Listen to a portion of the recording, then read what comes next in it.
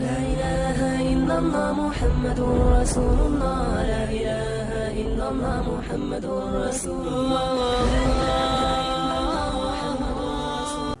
تو یہ تو کبھی کبھار سوچتا ہوں میں نے تو کبھی نہیں سوچا کہ میں حاکم بنوں گا, لیکن خوابوں کے میں تو مزے لے سکتا ہے نا انسان. تو کبھی کبھار میں سوچتا ہوں کہ اگر میں وزیر اعظم بن گیا بھاری اکثریت کے ساتھ, ایسا وزیر اعظم نہیں کہ اس کی سنی نہ جا رہی ہو. آج کل وزیر اعظموں کی اس ٹائپ کی قسمیں آ رہی ہیں. یہ جمہوری نظام ہمارا جو ہے نا یہ کامیاب نہیں ہے. جو جس طرح سے ہمارا سیٹ اپ چل رہا ہے نا, یہ اس میں کچھ بھی نہیں ہو سکتا, کچھ بھی نہیں ہو سکتا. ملک ترقی کر ہی نہیں سکتا اس میں. تو اس میں پبلک کو خوش کرنے کے لیے کوئی الٹے کام کرنے پڑتے ہیں. پبلک چونکہ الٹے کاموں سے زیادہ خوش ہوتی ہے, سیدھے کاموں سے خوش نہیں ہوتی. یہ سسٹم ہی ایسا چل رہا ہے. تو اب کیا ہے کہ اب دیکھو, اگر جمہوری نظام مسجدوں میں بھی آ جائے, میں 5 سال کے لیے منتخب ہوتا مسجد کا امام, تو جو کام میں آج یہاں کر رہا ہوں ایک اپنائیت کا احساس ہوتا ہے نا, میری مسجد ہے, ٹھیک ہے نا, ایک اپنائیت کا جو تو انسان اس کے لیے کوشش کر. مجھے اگر پتا ہوتا ہے کہ میں 5 سال کے لیے امام بناؤں یہاں پہ, 5 سال کے بعد اگلی مسجد, تو کہیں بھی نہیں پنپ, کہیں کسی جگہ کے بھی میں اس علاقے کی کمزوریاں کیا ہیں, خوبیاں کیا ہیں, یہاں کس قسم کے لوگ آ رہے ہیں, ان کو کس قسم کے بیانات کی ضرورت ہے, یہ چیزیں سمجھنے میں 5 سال لگتے ہیں. جب سمجھنے کا ٹائم آتا تو یہاں سے ایسے علاقے میں جا چکے ہوتے جو بالکل ایک الگ علاقہ ہوتا, اور اگر کوئی دوسرے ملک میں چلے جاتے پھر تو بہت ہی پاگل ہو جاتے. تو ایک آدمی 5 سال کے لیے بنتا ہے, اس کے جانے کا ٹائم آتا ہے, ابھی وہ سمجھنا شروع کرتا ہے کہ ہو رہا کیا ہے, تو اس کے جانے کا ٹائم آ چکا ہوتا ہے. اور اس دوران بھی اپوزیشن اس کی ٹانگیں کھینچ رہی ہوتی ہے مسلسل.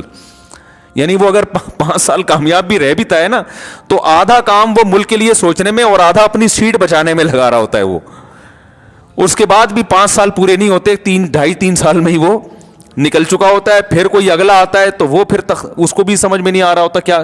پھر لہذا اب پتہ ہے ہو کیا رہا ہے, وہ اب یہ کہتے ہیں یار ملک کو ایک طرف رکھو, یہ تو سمجھ میں آ گیا نا کہ میرا فائدہ کس چیز میں ہے, تو اپنے آپ کو پہلے فوکس کرتے ہیں ہمارے حکمران, اس کے بعد ملک دوسرے درجے میں. تو یہ سسٹم ایسا خراب ہے کہ یہ نہیں چل سکتا, یعنی اس سے ملک کو فائدہ نہیں ہوگا. لیکن اب کوئی آلٹرنیٹ ہے نہیں تو اسی کو برداشت کریں, کیا کر سکتے ہیں. تو خیر کیا کہہ رہا تھا یار, میں جلدی سے, میں وزیر اعظم تھوڑی دیر کے لیے فرض کر لو بنا ہوا ہوں, تو میرے دماغ میں پتہ ہے کیا آتا ہے, اب کلپ نہ بن جائے یار, اس پہ ایک مذاق بن جاتا ہے. یہ پتہ نہیں کیا اونچے خواب دیکھنے پہ گورنمنٹ کی طرف سے کوئی پابندی نہیں ہے, بن جائے تو بھی کوئی اس وضاحت کے ساتھ بن جائے کلپ تو پھر ٹھیک ہے. تو فرض کریں میں وزیر اعظم بن گیا, تو میرے ذہن میں پتہ ہے کیا خیال آتا ہے, سب سے پہلے میں کیا کروں گا, مزاروں کو گراؤں گا. کیونکہ اسلام کی ابتدا کہاں سے ہوتی ہے. اب خادم حسین رضوی کے ساتھ میرا لوگ بنا دیں گے, انہوں نے کہا تھا نا میں قرضہ ایسے ختم کروں گا, تو اب میرے ساتھ بھی لوگ ٹک ٹاک میں نہ لے آئیں کہ یہ ملک کی اصلاح ایسے کریں گے. انہوں نے کہا تھا نا کہ میں قرضہ ایسے ختم کروں گا, تو وہ تو پتہ نہیں ویسے ختم ہوگا کہ نہیں ہوگا, لیکن بہرحال ڈر لگتا ہے کہ ٹک ٹاک نہ بنا دیں کوئی لوگ. تو خیر فرض کر لیں بن گئے, یا میں کیوں آپ بن گئے, یہ ان پہ بلی رکھو نا, آپ وزیر اعظم بن گئے, مجھ سے مشورہ لینے کے لیے آئے کہ میں کیا کروں. تو میں آپ سے کہوں گا سب سے پہلے تو یہ مزار گراؤ. نبی صلی اللہ علیہ وسلم نے حکم دیا کوئی قبر ایک بالش سے اونچی ہو تو اسے گرا دو. حضرت علی کو حکم دیا تھا نا. تو سب سے پہلے تو بھائی ایک اللہ پہ تو آ جائیں نا. تو مزاروں سے تو بت پرستی شرک پھیلتا ہے. لوگ مسجد میں آنے کے بجائے اپنی مرادوں پوری کرنے کے لیے کہاں جا رہے ہیں, مزاروں پہ. حالانکہ جو مزار والا ہے اس کو بھی اللہ نے حکم دیا تھا کہ مسجد میں آؤ, تو آپ کو بھی تو مسجد ہے نا. نبی صلی اللہ علیہ وسلم مراد پوری کرنے کے لیے مسجد میں جاتے تھے نا. کیا خیال ہے بھائی, بیت اللہ جایا کرتے. ہم بھی جب جاتے ہیں حج کرنے تو مسجد نبوی جاتے ہیں یا حج کرنے بیت اللہ جاتے ہیں. حج عبادت ہے نا, تو عبادت کی جگہ کہاں ہے, عبادت کی جگہ مسجد ہے. مسجد نبوی ہے یا مسجد حرام ہے, وہ ہے عبادت کی جگہ. تو سب سے پہلے کیا کرنا چاہیے, کیا گرائیں گے ہم, مزار گرائیں گے. سب برابر ہی جتنے مجاور مزاروں پہ بیٹھے ہوئے ہیں ان کو سروس اسٹیشن لے جا کے نہلا دھلا کے توبہ کروا کے چلو بھائی گھر جاؤ. پھر بھی باز نہیں آتے تو جیل جاؤ, کیونکہ یہ بڑے گندے ہوتے ہیں. آپ کو پتہ ہے مجاور یہ نہائے نہیں ہوتے کئی دنوں سے, ان کو ٹائم ہی نہیں ملتا. اتنا پیسہ اکٹھا کر رہے ہوتے ہیں نا کہ نہانے وانے کا ٹائم نہیں ملتا ان کو. تو باطنی طہارت بھی ظاہری سروس پہ, کیونکہ نہانے سے ویسے عام واش روم میں نہانے سے یہ نہیں, یعنی اتنا باقاعدہ سروس کروانی پڑے گی. صحیح ہے. تو یہ سارے پابندیاں بھائی ایک عام قبروں کی طرح ہیں. کوئی ٹھیک ہے بزرگوں کا احترام جو صاحب قبر ہے وہ تو ٹھیک ہے, وہ تو ہر وقت احترام تو جو بھی اللہ والے ہیں, لیکن قبر تو کچی ہی ہوگی, ایک بالے سے زیادہ اونچی نہیں ہوگی, اور قبر پرستی نہیں ہوگی. وہاں کوئی کسی کو مسٹنڈے کو بیٹھنے کی اجازت نہیں ہوگی. قبر پہ آؤ, اپنے لیے دعا مانگو, بزرگ کے لیے بھی مانگو, پتلی گلی سے نکلو. جیسے نبی صلی اللہ علیہ وسلم سے زیادہ معزز قبر کس کی ہو سکتی ہے؟ تو وہاں کسی کو بیٹھنے کی اجازت نہیں ہے. یہاں صلاۃ والسلام پڑھیں اور آگے سے نکل جائیں. آپ صلی اللہ علیہ وسلم نے فرمایا اللہ میری قبر کو, آپ نے صحابہ امت کو وصیت کی, میری قبر کو عیدگاہ مت بنانا, کوئی میلے ٹھیلے کی جگہ نہ بنا دینا. فرمایا اللہ یہود و نصارہ پہ لعنت کرے جنہوں نے اپنے پیغمبروں کی قبروں کو عبادت گاہ بنا لیا, سردہ گاہ بنا لیا. تو یہ تو نبی کی دعا ہے جس کی وجہ سے آج آپ صلی اللہ علیہ وسلم کی قبر محفوظ ہے. اللہ نہ کرے اگر یہ ماں باپ معاملہ ہمارے ہاتھ میں دے دیا جاتا, پاکستانیوں کے ہاتھ میں, تو کیا اشر کیا ہوتا. تو یعنی پاکستانیوں سے مراد یہ جو عامۃ الناس ہیں, عام لوگ ہیں, جو اکثریت تو بدعتی لوگوں کی ہے نا, جو مزار پرست ہیں. تو پہلا کام یہ کروں گا. دوسرا کام میں سب سے پہلے یہ کروں گا کہ بارات کے کھانے پر کیا لگاؤں گا؟ پابندی. بیٹیوں کو بوجھ نہ سمجھیں. جہیز پر انکوائری ہوگی کہ دیکھو یہ جو تیرے اندر یہ بیڈ ہے تیرے باپ نے تجھے دیا تھا, یہ دامادوں کے یہاں نا پولیس جائے گی انکوائری, ایجنسی کے لوگ جائیں گے انکوائری کے لیے. جس کے ہاں شادی ہوئی ہے انکوائری ہوگی کہ جس بیڈ پہ کمبخت تو بیٹھا ہوا ہے, تیری شادی ہوئی ہے نا کل؟ ہاں سر میری پرسوں شادی ہوئی تھی. اچھا پرسوں ہوئی تھی, سوری میں سمجھا تھا کل ہوئی تھی. ایسے انکوائری ایسے ہی ہو رہی ہوتی ہے نا, پرسوں آپ کی شادی ہوئی تھی, کل آپ کی رخصتی ہوئی تھی, تو یہ جو ڈبل بیڈ ہے یہ تیرے باپ سے تجھے وراثت میں ملا تھا, یہ تو نے اپنے پیسوں سے خریدا, کہاں سے آئی؟ سر یہ میں نے اپنے پیسوں سے خریدا ہے. کیا دلیل ہے بھائی؟ رسید دکھا. تو وہ کوئی بھی انکوائری کا طریقہ ہو سکتا ہے. اگر یہ ثابت ہو گیا نا کہ یہ جہیز میں آیا ہے, تو پھر پولیس والوں کو ایک لفظ یعنی وہ میں ورڈنگ خود بتاؤں گا کہ اس کو بولنا تجھے شرم نہیں آتی کمبخت, پہلی رات کو بھی بیوی کو اپنے بستر پہ نہیں سلا سکا, وہ بستر بھی وہاں سے آ رہا ہے سسر کے گھر سے, شرم نہیں آتی؟ غیرت بھی تو کوئی چیز ہوتی ہے یار. دلہن پہ تو آدمی خرچ, پہلی رات تو لوگ دلہن کو گفٹ دیتے ہیں, کمبخت بیڈ بھی اس کے گھر سے لے آیا تو اٹھا کے یار, بیڈ اس کے گھر سے اٹھا کے لے آیا, صوفے کمبخت اپنے دوستوں کو بیوی کے صوفے پہ بٹھائے گا, شرم نہیں آتی؟ جن پلیٹوں میں کھانا کھلا رہا ہے مہمانوں کو, ڈنر سیٹ کہاں سے آیا, یہ وہاں سے لے کر آیا ہے. تو اس کو شرم دلا کے نا غیرت سے مرے گا نہیں, غیرت سے بتا دوں ہوگا کچھ بھی نہیں, کچھ بھی نہیں ہوگا. مسئلہ سارا یہ ہوگا جو پولیس والا جائے گا وہ بھی تو یہی کر رہا ہوگا نا, اس نے کون سا کوئی جہیز نہیں لیا ہوگا. تو مسئلہ یہ آوے کا آوا ہی بگڑا ہوا ہے. تو یہ بڑا خاندانی نظام بنانا پڑے گا اس کے لیے. تو بہرحال کوئی کیس ہونا چاہیے جہیز ویز پہ, بھائی جس نے جہیز لیا اریسٹ اندر. تو جب تک یہ حکومت کنٹرول نہیں کرے گی, یہ چیزیں کنٹرول نہیں ہوتی. تو بھائی جب تک آپ کے ہاتھ میں حکومت نہیں آتی ٹھیک ہے, تو جہیز پہ پابندی, بارات پہ پابندی, جہاں کھانا ہو رہی ہے کھانا کھلا کون رہا ہے؟ لڑکی والے کیوں کھلا رہے ہیں بھائی؟ تم زیادہ فنٹر بننے کی کوشش کر رہے ہو, آپ صلی اللہ علیہ وسلم سے زیادہ سخی بن رہے ہو. تو آپ نے تو اپنی نکاح پہ ولیمہ کیا ہے, ولیمہ پیغمبروں کی سنت ہے. بارات تو اس عربی میں بارات کا لفظ ہی نہیں ہے, اتنی فصیح و بلیغ زبان کے باوجود بھی یہ لفظ ہی نہیں ہے. تو یہ بڑی معاشرے میں جو ہے نا اس کی ضرورت ہے. یہ تو حکومت کر سکتی ہے, حکومت تو نہیں کرے گی, وہ تو کرنے کے کام نہیں کر رہی, جو نہیں کام کرنے کے وہ کر رہی ہے. وہ تو ہمیشہ سے حکومتوں سے تو ان سے تو زیادہ توقعات لگانی نہیں چاہیے نا. حکومت تو جو اچھے کام کرے بس اپریشیٹ کرنا چاہیے, یہ والا کام آپ نے بہت اچھا کر لیا ہے. اچھے پھر بھی نہیں ہیں آپ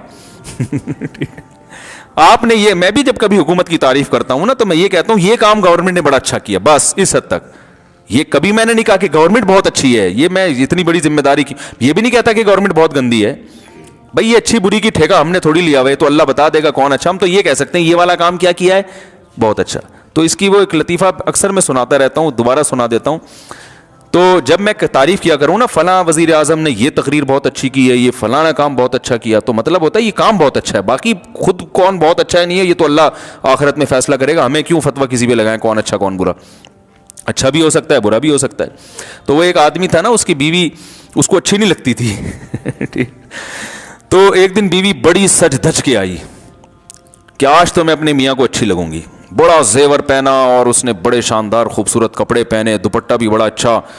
تو بیگم سے کہہ رہی, شوہر سے کہہ رہی ہے بیگم کہ یہ میرا دوپٹہ کیسا؟ کہہ رہے بہت اچھا بھائی, ویل ڈن, بڑا زبردست. اور بیگم یہ چوڑیاں یہ بھی تمہاری بڑی اچھی ہیں, ساڑی بھی بڑی اچھی پہنی ہوئی ہے, ایک ایک چیز کی تعریف کر رہے, میک اپ بھی بڑا اچھا. کہتا ہے پھر اچھی پھر بھی نہیں لگ رہی, ساری چیزیں اچھی ہیں مگر تو اچھی پھر بھی نہیں لگ رہی. تو گورنمنٹ تو اکثر اچھی کہاں ہوتی ہیں, کام کچھ اچھے کر لیتی ہیں تو اس میں کہہ دینا چاہیے. تو اللہ کرے کچھ اچھا کام گورنمنٹ یہ کر لے, جہیز پہ پابندی لگا دے. اور بارات, اب دیکھو 12 بجے لائٹیں بند ہونے کا کہا تھا کہ 12 بجے کے بعد, لیکن کھل رہے ہیں ہال 12 بجے کے بعد بھی کھل رہے ہیں, 1-1 2-2 بجے تک چل رہے ہیں. وہ پولیس والے آتے ہیں, کچھ پیسے ان کے ہاتھ میں رکھے, 12 بجے انہیں لائٹ بند کی, 5 منٹ بعد دوبارہ لائٹ آن ہو گئی. تو وہی ہے حساب کتاب چل رہا ہے. وہ کام جو یہودیوں نے کیا وہی کام آج مسلمان بھی کر رہے ہیں کہ نہیں کر رہے. اب نیا پیغمبر نہیں آئے گا, لیکن رسول اللہ صلی اللہ علیہ وسلم کی کچھ تعلیمات ہمیں پہنچی جو ہمیں لگتی ہیں بڑی زبردست ہیں. ان تعلیمات میں ماشاءاللہ ہمیں نبی صلی اللہ علیہ وسلم نے یہ بھی بتایا کہ جی کھانا کھانا چاہیے. کیا خیال ہے, بھوکا رہنا صحت کو خراب کرنا اچھا نہیں ہے. ہمیں بڑی زبردست باتیں لگی یار, زبردست.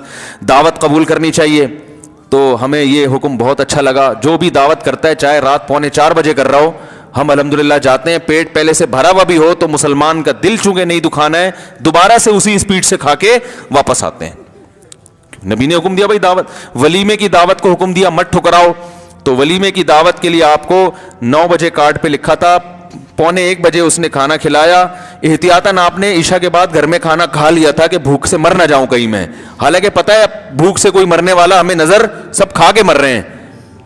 لیکن اپنے بارے میں یہ خطرہ تھا کہ اگر میں نے عشاء کے بعد احتیاطاً نہیں کھایا تو 11:45 تک میں بھوک سے مر جاؤں گا. تو پھر ہم مسلمان کا دل رکھنے کے لیے دوبارہ سے دعوت قبول کی, 11:45 بجے جا کے وہاں طبیعت سے پھوڑا. اور پھر اس کے بعد ہم نے غلط حدیث سنی ہوئی ہے کہ کھانے کے بعد میٹھا کھانا سنت ہے. ویسے فرائض و واجبات بھی پورے نہیں ہو رہے, لیکن یہاں سنتوں کو بھی الحمدللہ طبیعت سے فوکس کیا جا رہا ہے. تو میٹھے کی جتنی قسمیں تھیں وہ ساری کھائی ہیں, کیونکہ میٹھا کھانا ہمارے خیال میں کیا ہے, ہوتا ہے کہ نہیں ہوتا, بھائی یہ تو کھاؤ نا, یہ تو سنت ہے. حالانکہ کوئی سنت نہیں ہے کھانے کے بعد میٹھا کھانا, کھانا ہی سنت نہیں ہے بھائی, نبی تو فاقے سے رہتے تھے. تو یہ والی سنت بھی الحمدللہ مسلمان کے پاس جب حدیث پہنچی, اس نے کہا اسلام بہت شاندار مذہب ہے, کسی کا دل دکھانے کی اجازت نہیں دیتا, اور طبیعت سے پھوڑنے کے بعد میٹھا کھانے کا حکم بھی دیتا ہے. صرف یہ نہیں کہ اجازت ہے, باقاعدہ کیا ہے. تو میں نے دیکھا ہے لوگوں کو, میں کسی کا نام تو نہیں لینا نا, تو غیبت نہیں ہے. تو یہ والا بھی میٹھے کی بھی اب تو 3-4 قسمیں آ گئی ہیں. آئس کریم الگ ہوتی ہے, کسٹرڈ الگ ہوتا ہے, کھیر الگ ہوتی ہے. وہ تینوں طبیعت سے پھوڑنے کے بعد پھر آخر میں کولڈ ڈرنک طے بٹھانے کے لیے صحیح ہے. تو یہ والی بھی سنت ہے. اسی طرح ایک سنت ہے عقیقہ, یقیناً سنت ہے. یہ تو سنت نہیں ہے جو پھوڑنے پھاڑنا ہے نا, یہ جو کار رہے ہیں, یہ تو سنت کے نام پہ مذاق ہے. عقیقہ بہرحال سنت ہے, اس کو بھی طبیعت سے فوکس کیا ہوا ہے, کیونکہ اس میں بھی کیا ہے, کھانا پینا. تو وہ بکرے وکرے کٹتے ہیں, کھاتے ہیں پیتے ہیں. یہ والی سنت بھی الحمدللہ مسلمان فالو کر رہے ہیں. تو اور بہت ساری سنتیں, کچھ تو اپنی طرف سے بنائی ہوئی ہیں. اچھا, اپنی طرف سے کوئی مشکل چیز نہیں بنا رہے. جن چیزوں کا انٹرٹینمنٹ سے تعلق ہے نا وہ بنائے جا رہے. کھانے پینے والی سنتیں, 11ویں کا کھانا, تو تیجے کا کھانا, تو 40ویں کا کھانا. چلو پیر جمعرات کا روزہ سنت ہے, ایک روزہ آپ منگل کا بھی بدعت کے طور پہ کہ یار منگل کا بھی سنت ہے. ایسا کوئی بدعت بھی مارکیٹ میں نہیں آ رہی ایسی 5 نمازیں فرض ہیں تو ہم 6ٹی بھی فرض کر لیں گے, یہ بدعت ہو جاتی نا, وہ نہیں ہو رہا. یعنی بدعت بھی وہ ثواب جو ان کا تعلق انٹرٹینمنٹ سے ہے. کھانا, کنڈے بھی کھانا ہے, 11ویں بھی کیا ہے, کھانا ہے. کھانے اور صدقے کے نام پہ بکرے, تو پتہ نہیں کیا کیا ہو رہا ہے بھائی. فلانے کا نکال کے وہ کھا لیا, خود بھی کھا رہے ہیں. یعنی بچے کا صدقہ نکالا, کھا گئے, کچھ ابا کو کھلا دیا, کچھ ان کو کھلا دیا. تو اب ہم زندگی جب گزارتے ہیں بہت ساری سنتیں آتی ہیں. عید کے دن میٹھا پکانا سنت ہے, میٹھا کھانا, تو وہ طبیعت سے میٹھا ماشاءاللہ پھوڑا جاتا ہے. نبی تو عید کے دن 2 کھجوریں کھا لی صبح کہ بھئی چلو آج کھانا کھا لیں. وہ میں پابندی نہیں لگا رہا, پھوڑیں, طبیعت سے پھوڑیں. آپ 4 دفعہ پھوڑیں بھائی, آپ نہیں اس کو ہضم کرنا ہے, فوڈ تو آپ نہیں کرنا ہے. لیکن جہاں پھوڑنے پھاڑنے کی بات آتی ہے, صحیح ہے نا, وہ بہت بہترین سنت. وہ اکثر میں ایک واقعہ بیان کرتا ہوں, وہ کئی لوگوں نے سن چکا ہے, لیکن اب دوبارہ سن لے تو کوئی حرج نہیں ہے اس میں. لوگ پھر بور ہوتے ہیں کہ یار ایک لطیفہ آپ 25 دفعہ سنا چکے ہو یار. تو کوئی پیسے تھوڑی لگ رہے ہیں, ٹیکس تھوڑی لگ رہا ہے. وہ ایک آدمی سے کسی نے پوچھا تو قرآن میں بہت سارے احکام ہیں, تمہیں کون سا حکم سب سے زبردست لگتا ہے؟ اس نے کہا قربان جاؤں, قرآن کے آرڈر تو بہت ہیں, نماز پڑھو, جہاد کرو, زکوٰۃ دو, یہ کرو, وہ کرو, ماں باپ کے سامنے اف نہ کرو, لیکن ایک حکم ہے جس کو میں نے طبیعت سے فوکس کیا ہوا ہے کہ سارے حکم کو توڑ دینا تو صحیح نہیں, ایک حکم تو پکڑو نا کم از کم. نے کہا کون سا والا؟ کہنے کلو وشربو, کھاؤ اور پیو, قرآن میں آتا ہے. اچھا قرآن میں اتنی دعائیں ہیں, اللہ جہاد میں ہمیں ثابت قدم رکھنا, صحیح ہے نا, اے اللہ ہمیں جو ہے وہ ہماری اولادوں کو آنکھوں کی ٹھنڈک بنا, یا ان کو نیک صالح بنا, اس طرح کی بہت ساری دعائیں ہیں. تو آپ کو کون سی دعا پسند ہے؟ اس نے کہا بہت پیاری دعائیں ہیں, قربان جاؤں قرآن کی دعاؤں پر ایک دعا بڑی ٹائٹ ہے, ربنا انزل علینا مائدۃ من السماء, اے اللہ آسمان سے ہمارے لیے دسترخوان اتار دے. تو ہمارا بھی یہی حال چل رہا ہے بھائی. تو رسول اللہ صلی اللہ علیہ وسلم جب بہت سارے احکام لے کر آئے تو آپ صلی اللہ علیہ وسلم کا کوئی حکم جب ہمیں ہماری چاہت کے خلاف لگتا ہے تو وہ پھر معاملہ کیا ہو جاتا ہے؟ خراب. اور یاد رکھو چاہتوں کی دو قسمیں ہیں. ایک قسم تو وہ آپ کی نفسانی خواہش, جیسے بد نظری ہے, انسان کا دل نظر جھکانے کا چاہتا ہے, اٹھانے کا زیادہ چاہتا ہے. جب کسی حسین عورت کو دیکھتا ہے تو دل چاہتا ہے دیکھو, اسلام کیا کہتا ہے؟ نظر جھکاؤ. رمضان میں اسلام کہتا ہے روزہ رکھو, دل چاہتا ہے کھانا کھا لو. یہ وہ چیزیں جس میں کلچر آپ کی راہ میں رکاوٹ نہیں بن رہا, بلکہ یہ آپ کی اپنی اندر کی جو ڈیزائرز ہیں, اپنے اندر کی خواہشات ہیں, وہ رکاوٹ بن رہی ہیں.